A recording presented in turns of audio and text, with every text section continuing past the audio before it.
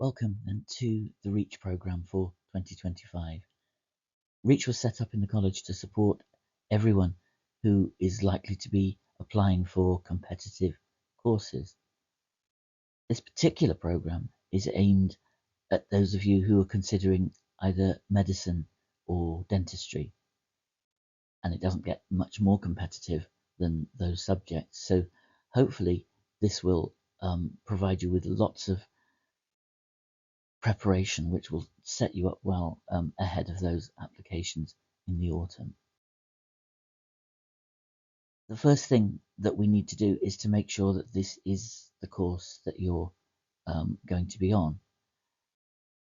If you're not really very interested in medicine or dentistry, then honestly, it's going to be a waste of your time because it's very specifically targeted at the particular issues that arise for those of you applying for those things. For everyone else, you would be better off probably attending sessions in the general REACH program, and it's very easy to transfer you to that if you realize that that's the situation.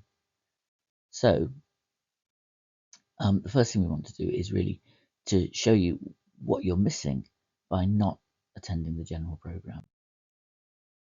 So this is the kind of stuff that they're going to be doing there. They're going to ask questions like, is university worth it? Both in terms of what you'd experience when you're there, also how much you're likely to be able to earn afterwards. It's going to assume that you may not have made your mind up yet about what exactly it is you want to study. So there'll be a lot of discussion of ways you can explore the possibilities that are out there in terms of courses and in terms of future careers. That means considering not just degrees, but other avenues you might go down, like apprenticeships. It's going to consider which universities might be the best choices for you. And then the lower half of that is all the stuff that is going to be suggested you need to do to prepare yourself, to make yourself competitive against all the other people who'd like to go to Oxford or Cambridge or wherever it is you're applying, where it's super selective. If you're interested in being a doctor or a dentist, then some of that is not really going to be relevant. If you've already made up your mind what you want to do, then all that information gathering is something that you don't really need. The preparation stuff you do need, but again, the hurdles you have to jump over are different in medicine and dentistry, and that's why we felt it was sensible to have a program specifically tailored for you. But if you're looking at that thinking, yeah, that's actually what I need at this point in time, then just contact me or contact your personal tutor, and it's very easy to get you transferred to a mainstream REACH group. For us, however, these are the kind of things that we're aiming to look at over the next several weeks. So today we're going to ask this question at the top: is medicine or dentistry really what you want to do? And it's important that you think about that and don't just drift into one of these as a course and indeed as a sort of life choice. So we're going to sort of look at particularly some of the alternatives and some of the downsides to make sure that even with that knowledge, you still really think, yeah, okay, I know about all of that, but I still want to be a dentist, I still want to be a doctor. Then next week onwards, we're going to start looking at the hurdles you have to jump over in order to succeed in that ambition. This is important because these are tremendously competitive. So you're talking about something like 3 applicants for every place nationally for these courses. And that means you've got to be better than the majority of other people applying for them in order to succeed. That's quite scary, but it's not as bad as it sounds. That doesn't mean necessarily that you have to be intrinsically cleverer than all these other people. It may just mean that you're better prepared, and that's the point of this program, to help you have a better chance of being better prepared than all these other people. So we'll look first at volunteering and work experience. These are two different things, and they're both kind of important. Work experience means spending time observing a local dentist, local doctor doing what they do. And it's just about making sure that you really have an accurate understanding of what the job really involves, rather than just sort of preconceptions. If you're applying for dentistry, this is really important. Not all, but several of the dental schools actually require this work experience. So having spent time in a dental surgery, watching what goes on, thinking about what makes a good dentist, what makes a successful team is a really important part, and they will expect you to have done that. So if you haven't yet arranged that, you need to start hounding local dentists and really asking them if they can provide you with experience like that. A week or two is sort of what you're aiming at, spread over the year or whatever. For medicine, it can be valuable, but it's not as important.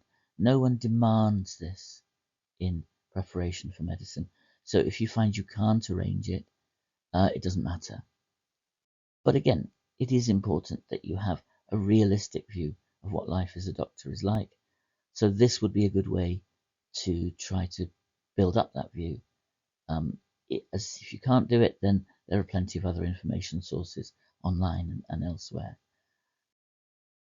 Volunteering is different. Volunteering is where instead of just observing other people doing stuff, you get stuck in yourself. And this is hugely important from the point of view of the medical schools and dental schools. Because interestingly, when they select who's going to be one of their students for next year, they're not primarily concerned with how clever you are. I mean, you do obviously need to be reasonably smart, but you don't have to be a sort of mega intellectual to make it as a doctor or a dentist. And so they take the view that if you can get 3 A's at A level, you're smart enough to cope with the academic content of the course. And so they say, but the other side of what makes a successful doctor or dentist is that they've got to be able to get on with people. They've got to be able to relate to their patients, because that's an important part of the caring process. And they've also got to be able to work in a team. And so the other part of their selection process focuses on the people skills. And that's where volunteering comes in, because you've got to be able to convince them that you're good at working with people. And volunteering is the primary source of evidence for that. Having said that, if you have a part-time job, and that involves direct contact with people, say in hospitality or possibly in a shop, that can also help, because again, there's evidence there of working in a team and of working with people who, like some customers, can be quite difficult. So you may have stories to tell about that. So that's great as well. But ideally, you need caring experience, working with people who have some kind of support needs. And there's a whole range of things that can be. So the hospital, for example, has a program for volunteering, which is a good thing you can do. It could be old people's homes, it could be play schemes for kids, lots of things. We'll talk more about that next week. But I just wanted to give you the heads up here, because it's important you get going on organising that as soon as you possibly can, if you haven't done so already, because it takes time to get up and running. You can't sort of talk to someone, today and say, can I come and volunteer, and then start tomorrow. It's going to be weeks and weeks usually before they've done all the paperwork needed for that. So getting up and running is hugely important. Then we're going to talk about the aptitude test. Now you can't escape this. medics and dentists all have to do this. And it's not fun. It's a 2-hour online test, and it's not an academic test, so it's not asking you about stuff you've been learning in college. It's more like an IQ test if you've ever done that. So it's just sort of random tests of how quickly you think and how clearly you think. And it takes a huge amount of practice. So what we can do in these sessions is introduce you to the kinds of question that you need to be ready for, so that you know what you're up against and you know what kind of preparation you need. But then, it's like playing the piano or driving a car. It's easy enough to understand in principle what it is you have to do, but getting good at it, the only way to do that is to practice and practice and practice. And that's what it's going to be like with UCAT. So again, just a heads up here that once you get to the end of the academic year, you need to face the fact that part of your summer you need to spend focused on this test, because that's the only way you're going to get good enough at it. And that really matters, because many, even these days, most universities use that as the major tool that they use to decide who they're going to bother interviewing and who they're just going to turn away. So it's very, very important. We're going to talk about how you should consider where to apply. Now, for dentists, that's not such a massive issue because there aren't that many dental schools, so you'd probably be choosing 4 out of about 10 or so. But for medics, it's a big issue because there are something like 40 medical schools, and choosing just 4 of them obviously could take a long time. So we'll talk about how to approach that issue. We need to talk about the NHS. The NHS subsidises your education in both medicine and dentistry because obviously it has a big stake in making sure that it's got a steady stream of people coming in to fulfill its needs in the years to come. And so, as part of the selection process, I guess they want to know that you understand about the NHS. And that means these days, including understanding a lot about the difficulties that it's in. So NHS dentistry, for example, is in a parlour state at the moment. And you would need to understand, if you're going to be a dentist, how that's happened and be able to talk about possible ways back. In medicine, it's a constant battle. Isn't enough money, isn't enough space, aren't enough people. But again, you've got to know about the positives as well, and you've got to be able to talk about how's it going to get better in the future.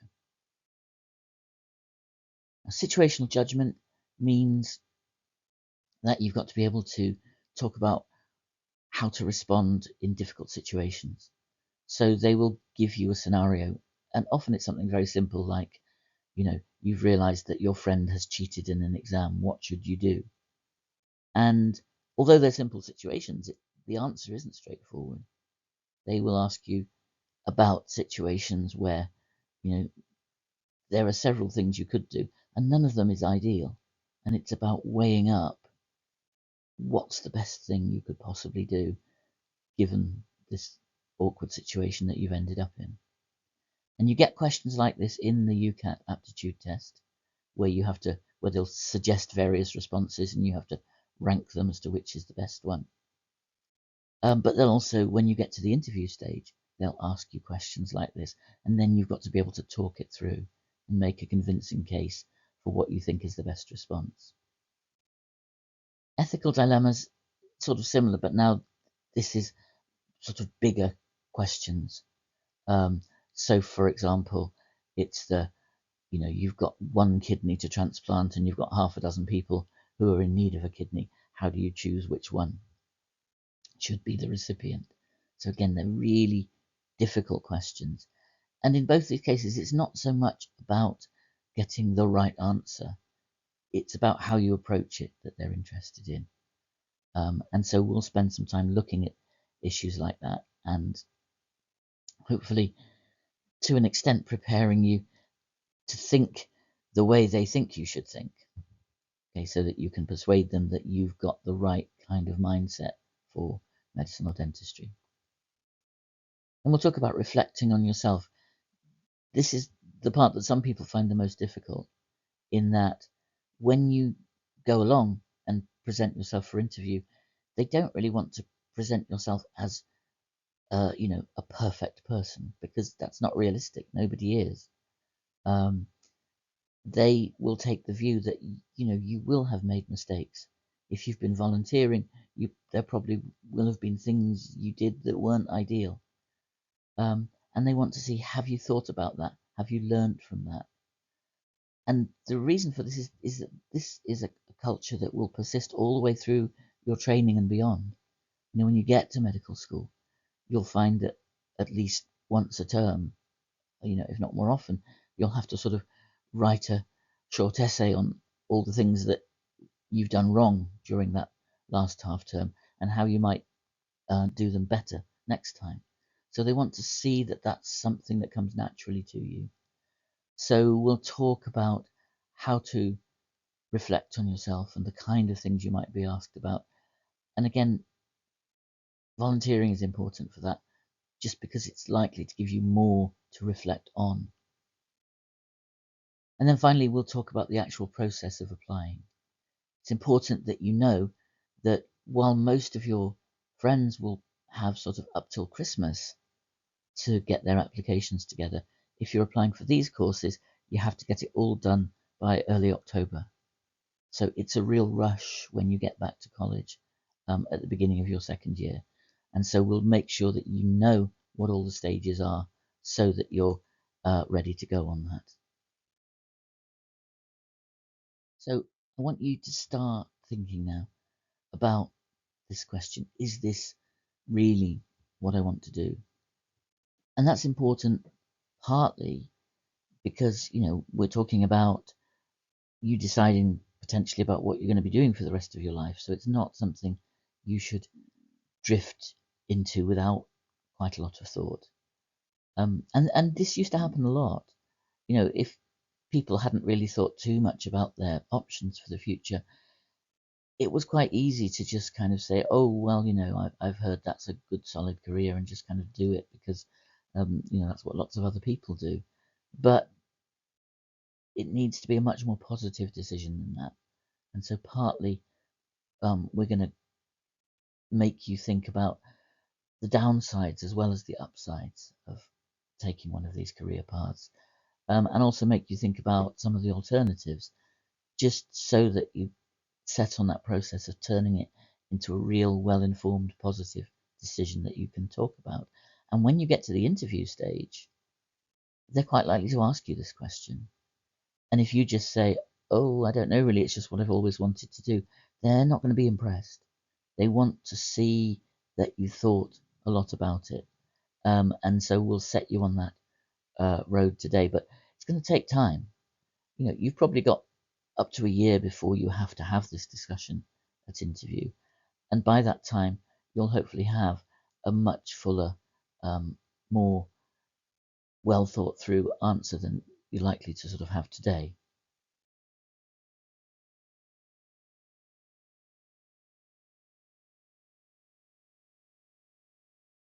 We should talk about some of the alternative decisions you might make as to what path to tread in your future. Obviously, there's all kinds of things that you could potentially do, but we'll just talk about a couple of the more obvious, more closely related possibilities that you need to have thought about, and potentially, again, at interview, you need to show that you've thought about and to have valid reasons for having dismissed in favour of being a dentist or being a doctor. So one would be that you could be a medical scientist. It's worth contemplating that if what drives you is a sort of fascination with how the body works, with the physiology and biochemistry and all of that, then actually medical school will at times be frustrating because it's such a huge area that you've got to learn to get to grips with. then inevitably there are going to be times when you'll get that feeling that you probably get at A level sometimes, that you're sort of skating over the surface of things, and just learning a little bit about them, but not really getting a deep understanding of them. And that's inevitable when you've got such a broad area of expertise that you've got to build up.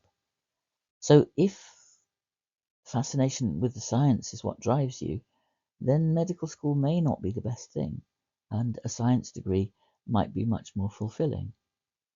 On the other hand, looking further ahead to your career, being a medical researcher, it's less clear cut whether it might be worth paying the price of medical school to put yourself in a stronger position for that kind of career, and that's something that we can talk about um, if that's a question that worries you. But don't just drift along without even thinking about it. People sometimes say, "Oh, but I don't want to be a medical scientist because I'm a very social person, and I don't want a career where I'd just be sort of stuck on my own in a lab." But if you think about it, that's probably almost the wrong way around. Because if you think about a GP or um, a doctor who spends all day running clinics in a hospital, I mean, that's actually the not very social life, because you're, you know, stuck on your own just with a string of patients coming in and out of the door. Whereas as a medical scientist, you'll be working in a lab with a whole bunch of other people, and it can be a much more social situation. So you've got to think about these reasonings and not just jump to conclusions that may well be wrong. Um, Again, people will say things like, "Oh, well, it's because although I am interested in the science, I really want to do things to help people. And that's why I want to be a dentist, or that's why I want to be a doctor." But again, just ask yourself the question, where would a doctor be in the 21st century without all the technology, all the understanding of the origins of diseases that the medical scientists have come up with? And the answer is, well, they'd be nowhere. They'd be back in the Dark Ages. So you're not failing to help people by being a medical scientist. You're making helping people a possibility. Um, and so, again, it's not a valid reason to say that. You can, however, sort of say, but what I really want is that direct interaction with um, people who need caring for. Um, Either because that's what appeals to you, or because that's what you think you're good at, or hopefully both. And that's the kind of argument that makes more sense then. But you've got to develop that properly and think it through. And of course, that then just leads on to the next question, which is, well, if it's caring for people that matters to you, then there are lots of other ways you can do that. There are lots of other clinical roles.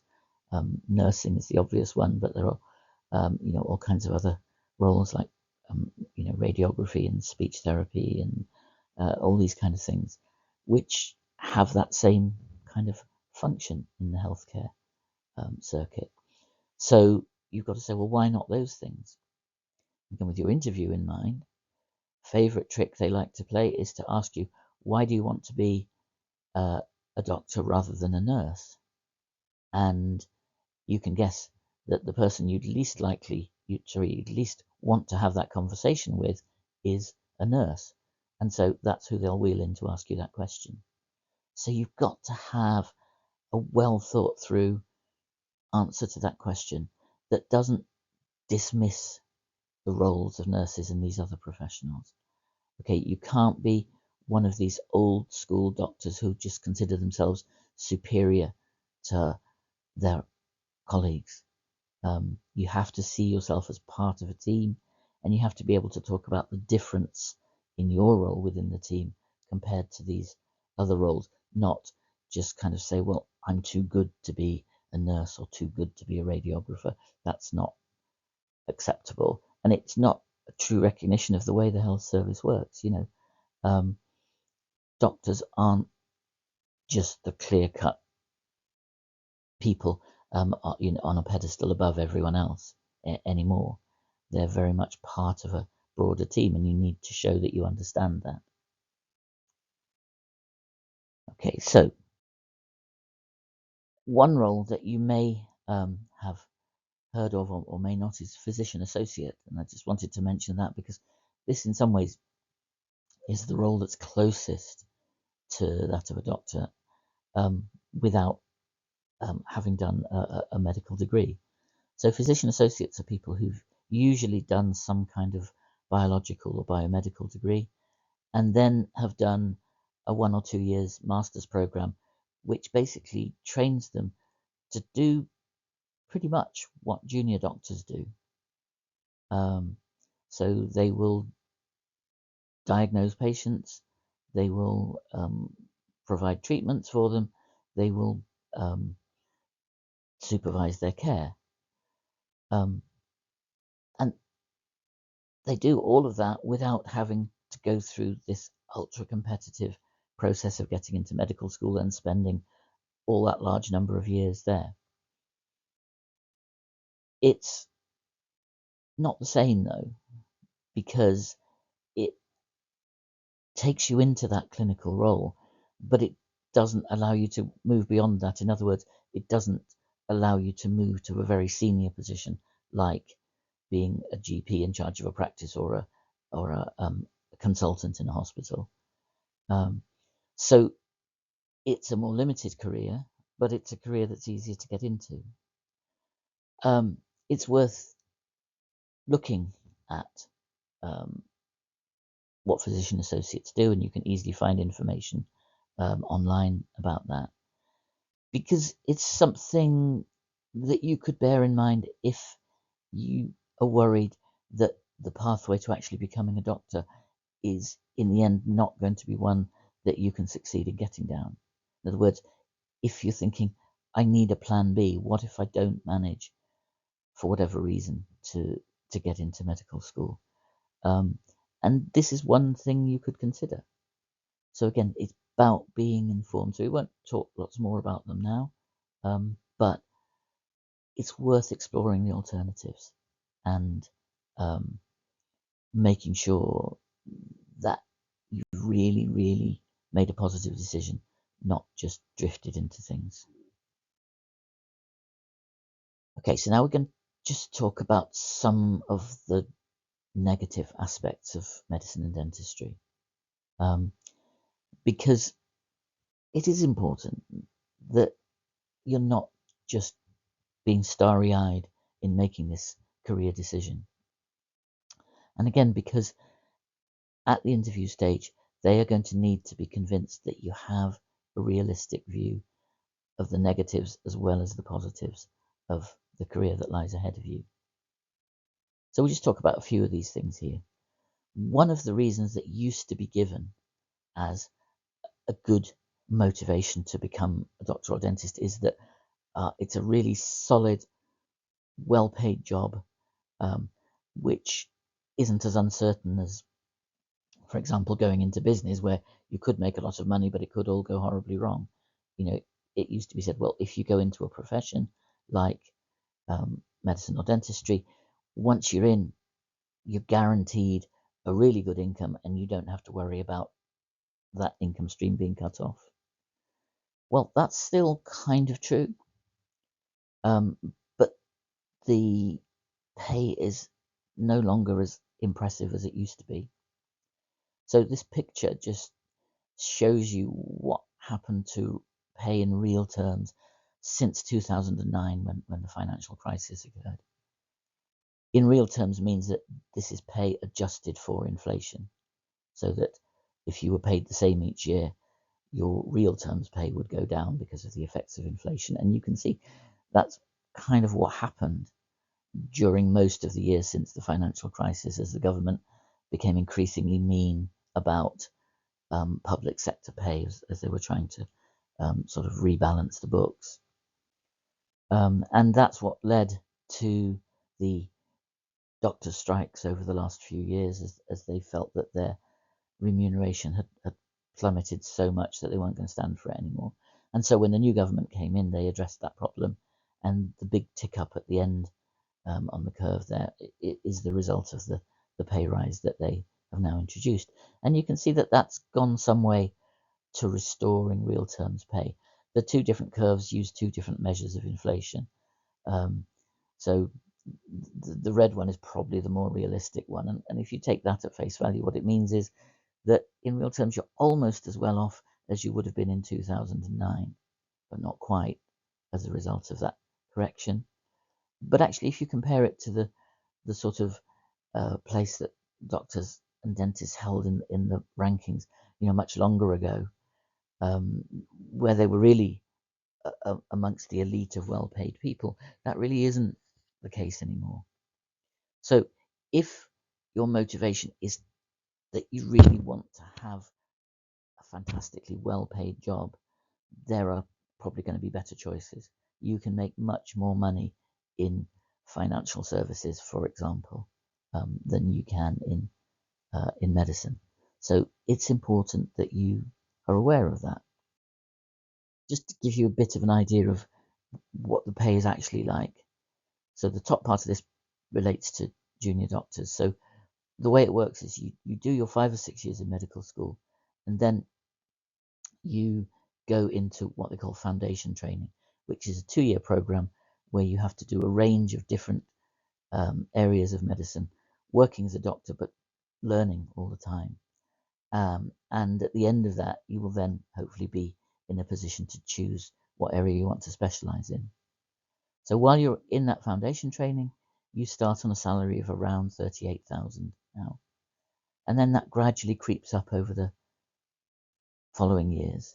And once you get into specialist training, it creeps up a bit faster. And after a few years, you become a registrar, which means you've got quite a lot more responsibility, and you get correspondingly more pay. So you can get up to almost around 70,000 on that sort of program. To get beyond that, you need to get to the real elite level of being a consultant, and it can take time to get that. Easily 10 years plus to get to that point. But eventually, getting a salary of 100,000 is entirely possible. Dentistry, again, it sort of starts similarly.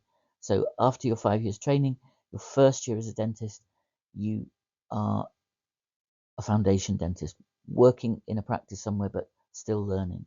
And again, your starting salary is a little under 40,000 at that point. And then you can make choices. You can just kind of continue working in a general practice and gradually have your salary go up as your experience goes up. Or you can decide that you want more specialized training to develop more skills. And so you can do core dental training, which means that you have to do a whole lot more studying and developing your techniques, but ultimately could set you up to be, I guess, better paid, or I guess otherwise better rewarded in terms of the sort of things that you get to do. And so those are decisions you'll have to make. But again, at the top end of the range, if you choose the right practice, then you can get a salary of around 100,000. So we're talking very good money compared to what most people earn, but it's not stratospheric. So if money is what you're primarily concerned with, there are very likely to be better alternatives out there which don't come along with all the other downsides of medicine and dentistry. Another thing that you will often hear is that the great thing about medicine is that once you've got in the door, in other words, got it into medical school, you're pretty much set for life, that your career will just essentially take care of itself. I mean, that used to be more or less true. So, you would have to keep doing some work, but you would get through medical school, and then there would be space for everyone in the foundation program, and then there would be space for everyone in the specialist training programs after that. And you didn't have to worry about the competition once you'd got past that initial stage of getting into medical school. And that's really not true anymore. Because what's happened is that they've increased the number of medical school places, but they haven't increased the number of places in specialist training further down the line. and that's made it very competitive.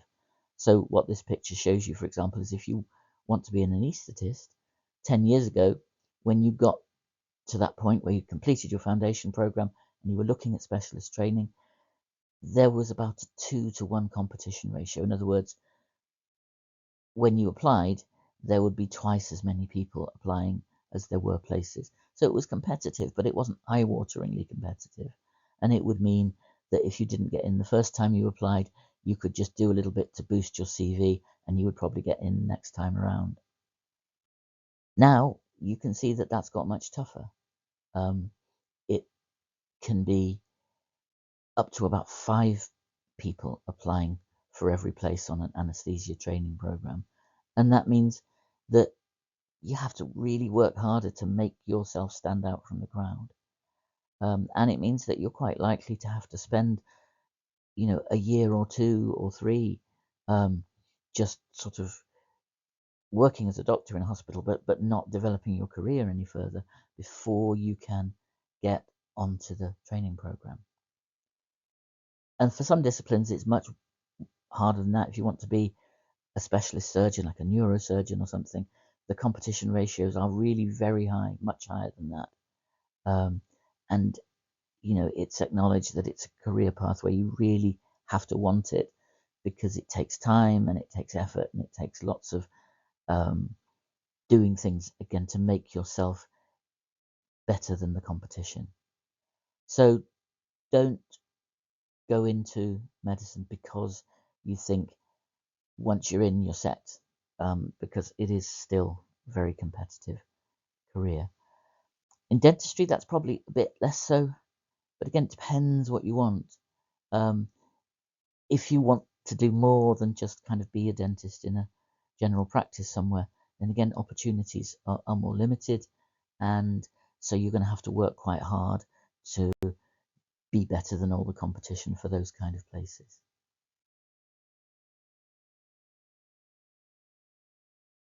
We talked about the fact that there are all these other caring roles, not just being doctors within the health service. And it's important to be aware that their roles have changed relative to those of doctors in recent years. So nurses these days often have much more specialized training than they used to have, and will have correspondingly much more responsibility. So accident and emergency departments, for example, often are pretty much run by the nurses, not by doctors these days. See, the doctors are there and they need to do the things that sometimes only doctors can do, but they don't run the show. Often nurses do that. Physician associates, we've already mentioned, do lots of the things that junior doctors need to be learning to do, and that can cause tensions because the doctors are there thinking, I've got to learn to do this technique, but quite often they find it difficult to do that because physician associates are doing it. And pharmacists, these days when pharmacists are trained, they're trained not just to dispense drugs, but actually to do straightforward diagnoses and prescribe the drugs themselves. Obviously not the most complicated and dangerous diseases, but for more everyday diseases, again, that's something which has changed the role of doctors. So there is that sort of feeling that the elite role of a doctor is changing somewhat. And, you're looking ahead a long time in terms of your future career. So again, it's worth bearing in mind that the role is changing. So there isn't that certainty which may have been an attraction into the career. And then mental health, lots of careers bring stress along with them, and therefore the risk of mental health problems. It's very hard to quantify these things and to compare one career with another, but I think most people would accept that medicine and dentistry rank fairly high on the scale of careers which carry a risk of sort of serious work-related stress. And you can see why, because you're working with people who are, suffering one way or another. so who are often not at their best and can be difficult to deal with, and the stakes are very high. If you make mistakes, then the consequences can be very severe for the people you're working with, and that therefore brings stress along with it. So you have to bear that in mind and think, am I ready for that? Would I rather do something which is a bit less stressful? And that's, there's nothing wrong with that. That's a valid thing to think about. It's just hard to know what those best alternatives are. And it's worth knowing, for example, that the people who studied these things generally come to the conclusion that although medicine and dentistry are quite high risk, they're nowhere near as bad as things like teaching or social work or working in the police. These are the people that most commonly are at risk of ending up with serious stress problems. Okay, so these are all negatives, and the purpose of going through all of that wasn't to try and put you off. That's absolutely not what I want to do. I'm just hoping that it's made you stop and think that I shouldn't just kind of carry on thinking, right, I'm going to be a doctor. I don't really want to think about why. I don't really want to think about alternatives. I've just made up my mind. You need to make up your mind based on a realistic view, both because it is a big decision. You don't want to get into medical school and then realize I hate this. Obviously, you can't completely guarantee that that's not going to happen, but you can do a lot to make sure that you've made the right choice just by thinking about all of these negative issues, but obviously weigh them up against the positives as well, and make properly informed choice. And when you get to the interview stage, you're likely to have to discuss that, and they're going to need to see that you've informed yourself, that you've thought it through, that you have a realistic view, but through all of that, your passion for being a dentist or for being a doctor will need to shine through. So focus on the positives as well. Okay, so next week we're going to start looking at the hurdles that you're going to have to jump over in order to succeed in that ambition. If anyone wants to discuss anything individually with me about your career choices or anything else, then let me know and we'll try to fix up a time. But that's where we'll stop for this week.